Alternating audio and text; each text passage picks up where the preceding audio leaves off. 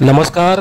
बातमी आहे अक्कलकोट तालुक्यातील चपळगाव येथे ग्रामपंचायत सदस्य महबूब तांबोळी यांचा अनोखा उपक्रम.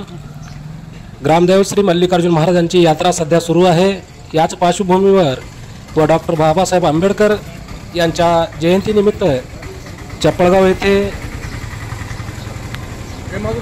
यात्रेनिमित्त आलेल्या सर्व भाविक भक्तांची सोय व्हावी म्हणून पाणपोईचे उद्घाटन करण्यात आले.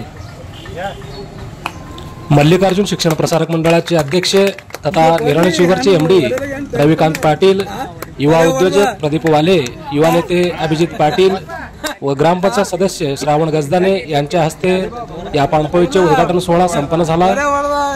या प्रसंगी पोलीस पाटील विवेकानंद हिरेमठ, तंटामुख अध्यक्ष गंगाधर कांबळे गुरुजी, ग्रामपंचायत सदस्य मल्लीनाथ सोनार तसेच लक्ष्मण पाटील, श्रीकांत आचलेरे यांच्यासह मोठ्या संख्येने नागरिक उपस्थित होते.